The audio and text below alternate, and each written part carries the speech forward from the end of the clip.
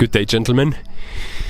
We will go deep today, because most people, when they talk about attachment styles, they only talk about the surface level stuff.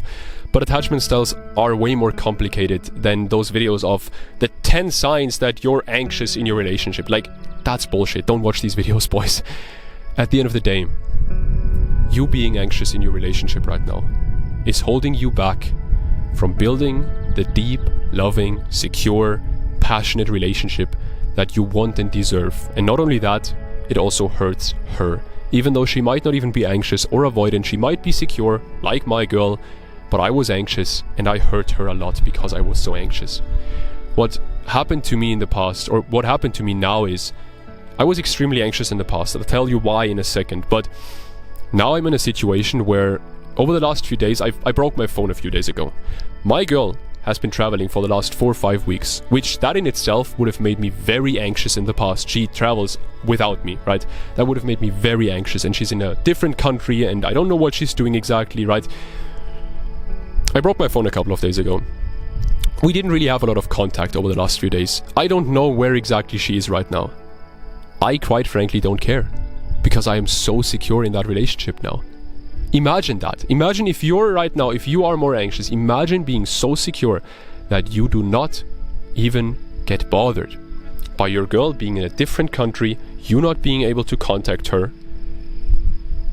Imagine that. Because in the past, for me, what happened was my anxiety really spiked when my girl got off birth control, because it didn't really work for her, as you should expect of external hormones that you put into a young developing woman. But anyway, what happened was she got off and she lost her period for 8 months straight.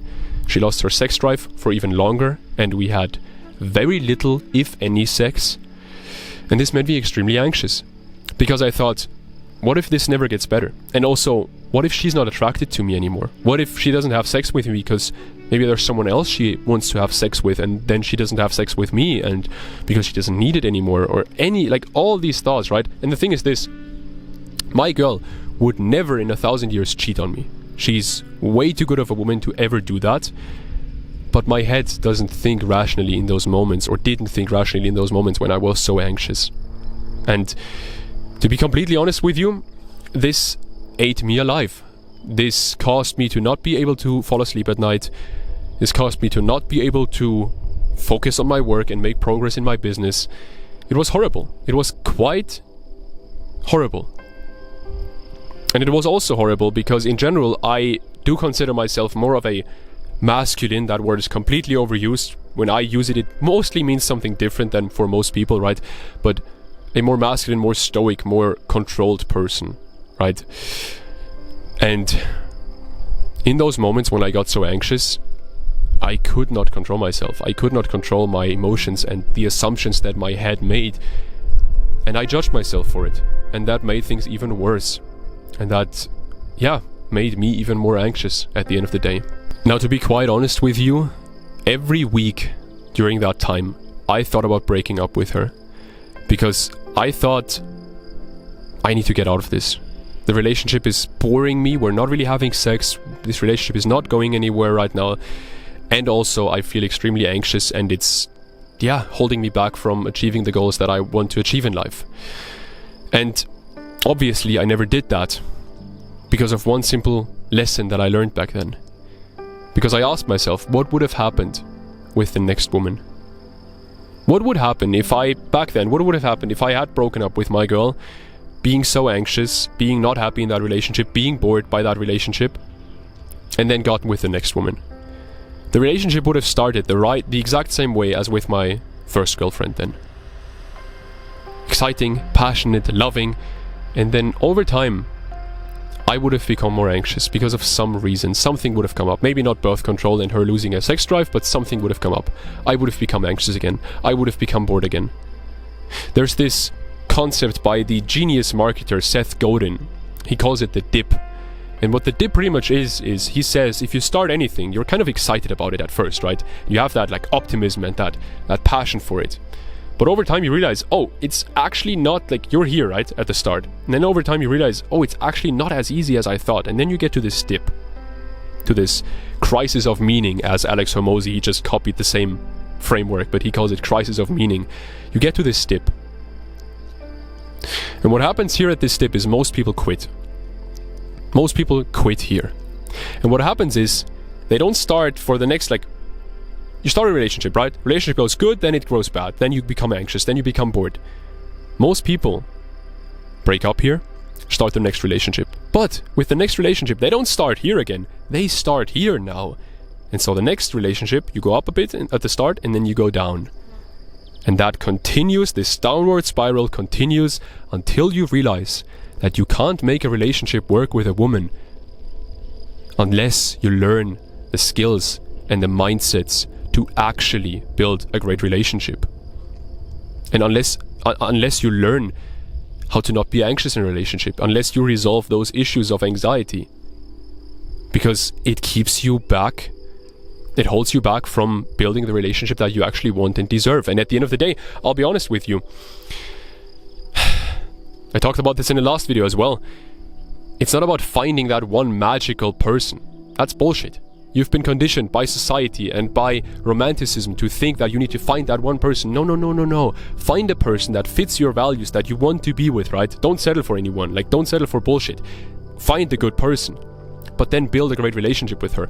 I was lucky enough to find that great person at 17, 5.5 years ago. I was lucky enough. Simple. But I realized that I can't have a great relationship with her if I don't build all the systems and all the skills and all the mindsets to actually be with her long term and build that great relationship that both of us deserve. Now, was it easy to overcome this dip? Fuck no, it wasn't. It was challenging, very challenging. It took me years, because also I was only able to buy a few books with the little money that I had and read a few books and listen to a few podcasts. I wasn't able to actually ask people for advice, right? The thing is this, what I also realized back then is being attached to someone isn't bad at all. Being attached to someone out of fear, that's bad. But being attached to someone out of free will and out of love, that is a very good thing. Because at the end of the day, I'm in a situation right now where my girl, she doesn't need me. We live in Germany, right? First world country. She can survive for the rest of her life very well with money and all this stuff, right? Without a man. And I can do the same thing without a woman. Modern society has done that for us. We don't need each other anymore. But I'm in a situation where she wants me and I want her. And that is what I mean with a healthy attachment to each other. Right? That's a good attachment because you want each other. You don't need each other. You're not dependent on each other, but you still help each other and you still take the roles that benefit you personally the most, right? Not some traditional roles that are set, but you take the roles that are best for your relationship at the end of the day. Now, what's so interesting is this attachment to a partner is a natural instinct. We have just developed so much as humans that now we don't need a partner anymore. But ask any specimen of another, like, animal species, if they could talk, right? Ask them, do you need a partner? And of course they need a partner. Nobody of them would say, oh, I don't need a man, I don't need a woman. No, none of those would say that. Now, before I tell you even more about how I actually fixed this anxious attachment to my girl, if you are in that situation right now where you are anxious, and where you want to keep that relationship going but you don't know how, and because you're so anxious, what you can do is you can book a free call with me so we can figure out how I can help you. Now, what I realize now when I look back at my relationship 2-3 years ago when I was still so anxious is, back then I didn't act out of love. I acted out of fear of loss of love. And what I mean by that is I acted afraid. I was afraid of losing her, of losing that relationship, of losing myself, quite frankly. And that imprisoned me in my own head. I felt imprisoned in my own head because I wasn't free in that moment, or in those moments, in those months and years. I was caught in my head. I was caught by my emotions and by my fear, and I had to learn to act despite of this fear, to do the right thing despite of what I'm feeling, despite of this fear. Do the right thing, show love. And what's so interesting is those flies, man. The cows really, they bring a lot of flies here. Now, the thing that happens to most men when they are in that situation where they are very anxious is they stop standing up for themselves and they stop making their own decision. At the end of the day, their emotions make their decisions for them. And this leads to their woman losing respect for them and losing attraction to them. And this can go two ways, and this is very important for you to understand. This can go two ways. The first way is you become a wimp. You do everything that she wants you to do. You do exactly what she says you should do. And I became that person for some time, right? I became the person when my girl said we should spend more time together, even though I knew that I didn't really want to spend more time together. I like spending time with her, don't get me wrong. But back then, I was working so much and I wanted to get ahead with what I did, right? And so I didn't really want to spend more time with her because I knew exactly if I spend more time with her, I can't even be present because I'm still thinking about my work because I haven't finished my work for that day, right? And so we did spend more time together because I thought if I don't do that, then she's gonna lose even more attraction. And I didn't really set boundaries for myself there. I just did whatever she told me to do, and I don't blame this on her. This is 100% on me, to be honest. I just didn't know that I should actually act with my own instinct and with my own values instead of just pleasing her in that way. And of course, this was caused by my anxiety, right? The thing is this, the other way around also works, and I've also experienced it myself. And this is why attachment styles are so intricate, so difficult to understand. I acted very avoidant in a lot of ways, even though I don't have an avoidant attachment style. I have a very anxious, or had a very anxious attachment style, right? Thing is, what I did is, there was a situation where we had one of our more passionate fights, let's call it like that, and in that I was at her house. It was like 8:30 p.m. maybe. She really closed down. She really emotionally, physically, mentally really closed down and really got very emotional and sad. And she then said something, I don't remember what she said, but she said something that must have really hurt me in that moment. And she knew that she shouldn't have said that. How did I react? Again, I reacted out of fear. I didn't react out of love. I reacted out of fear and I said to her, okay, then I'll go home now. And why did I say that? I said that because I knew that she would come crawling back to me right away, and she did that, and like hug me and like, oh, I'm sorry, and apologizing and all that stuff, and give me that love, right? But the thing is, in that moment, I should have been more mature. And I shouldn't have told her like, oh, okay, I'll go home then. Kind of being the asshole, right? Like the cool guy. I should have kept an open heart, even though it hurt. It did hurt. But that doesn't mean that I need to hurt her back, because this certainly did hurt her. She told me afterwards that she literally thought I would go home now and not text her for 3 days and kind of break up with her. Or at least take a pause from the relationship. She told me that afterwards. Now, why did she tell me this? Why was she honest afterwards? Why could she open up again, right? Physically, mentally, emotionally. Because I realized in that moment that I had made a mistake. And because I apologized in that moment, and because I made her feel loved in that moment. That's why she was able to open back up, and this was a turning point for our relationship. Being completely honest here. So instead of acting in those protest behavior ways, that's what the psychologists and like the researchers who developed this whole attachment science, that's what they call it, protest behavior, where I acted so avoidant, right? Instead of acting like that, we should, again, keep an open heart even though it hurts, even if it hurts. Doesn't matter, keep that open heart. Because at the end of the day, if you hurt the other person, in that moment when I hurt my girl by saying this, and a few seconds earlier when she hurt me by saying the other thing she said, we both also hurt ourselves. Not because we got a hurtful reaction back from the other person, but because when you hurt someone, when you bring negativity into something, you automatically hurt yourself as well. So instead of continuing this downward spiral, where you hurt her and then she hurts you and then you make her feel anxious and then she makes you feel bad, instead of being in that downward spiral, what we should actually strive to do is have the balls to just be honest with ourselves and be honest with them and tell them like, hey, I have this anxiety. I need your help with this. I need you to make me feel secure, because once you do that, I will also be able to give you more space. Because, like, imagine my girl was very avoidant and she wanted a lot of space. She can have that now. In the past, I would have ran after her. I couldn't have given her that space. Now I am able to do that. Thankfully, she's very secure, which makes things easier, right?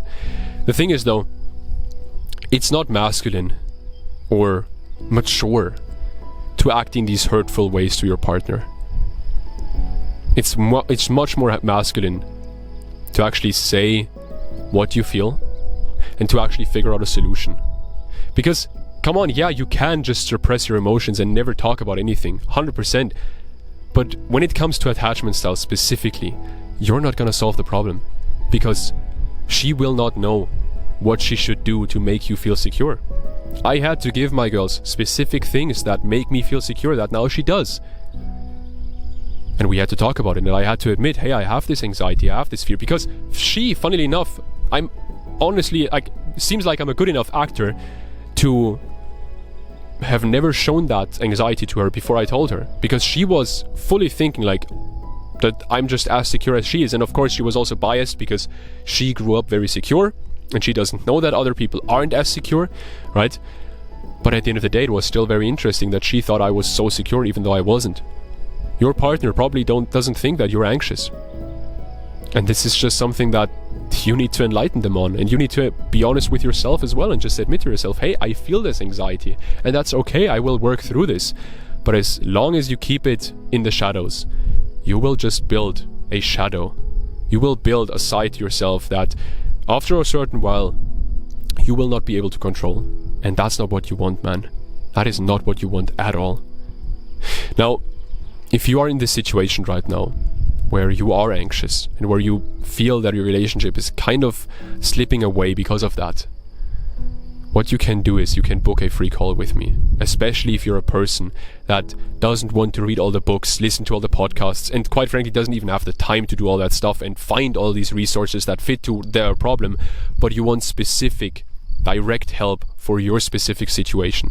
Then you can book that call with me and we can figure out how I can help you. So man, if you want to turn this downward spiral that you're in right now with your relationship, if you want to turn that into an upward spiral, then book that call with me right now. I'll see you in there. I wish you all the best. Bye.